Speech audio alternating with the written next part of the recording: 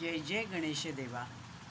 आत्ता श्रावण सुरू झालेला आहे आणि आज आपण बघणार आहोत दशरथ राजाने श्रावण संकष्टीचे व्रत वसिष्ठ गुरूंना विचारले। वसिष्ठ म्हणाले, चंद्रवंशामध्ये युधिष्ठिर राजा होता। सत्यवचनी, करुणामय, धर्मशील असा होता।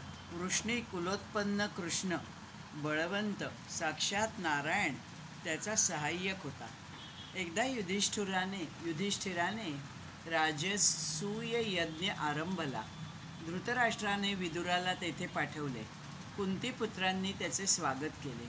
तेव्हा विदुराने दुर्बुद्धी धृतराष्ट्राचा निरोप सांगितला। कर्ण, शकुनी, दुर्योधन, दुःशासन तुझे राज्य हरण करण्यास आतुर झाले आहेत। तुला द्यूत खेळण्यासाठी बोलावले आहे। तुम्ही स्त्रीसह तेथे गमन करू नये।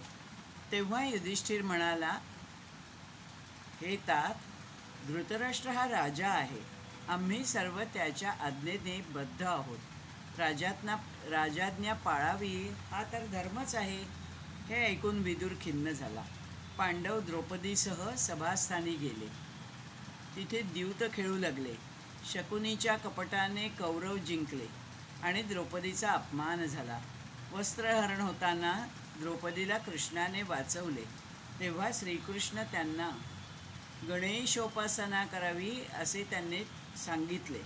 गणेश आमचे कुलदैवत आहे असेही श्रीकृष्ण म्हणाला व त्यांना दशाक्षरी मंत्र दिला।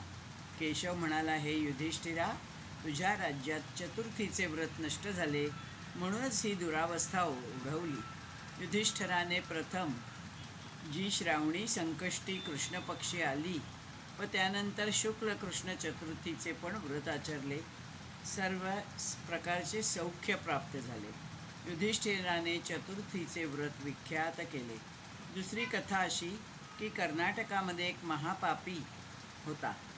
वनात राहून वाटमारी करे, गोवध, ब्राह्मण हत्या, स्त्रियांचं हनन, मद्यप्राशन अशा सर्व दुर्गुणांचा त्याने आश्रय घेतला होता। एकदा लोकांना मारण्यासाठी तो गुहेत बसून राहिला। तेव्हा अकस्मात अगदी मुसळधार वृष्टी झाली। सर्वत्र पाणीच पाणी तुंबले। तो पापी गुहेतच अडकला। ती चतुर्थी तिथी होती। त्याला उपवास घडला।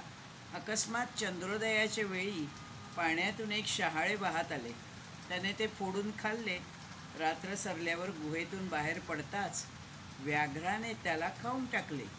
पंचमीला त्याचा मृत्यू झाला आणि तो मुक्तही झाला। असे हे श्रावण कृष्ण चतुर्थीचे महिमान जो स्वतः वाचेल, दुसऱ्यांना सांगेल, जो ऐकेल, आचरेल त्यांना अंती गणेश सायुज्य लाभेल।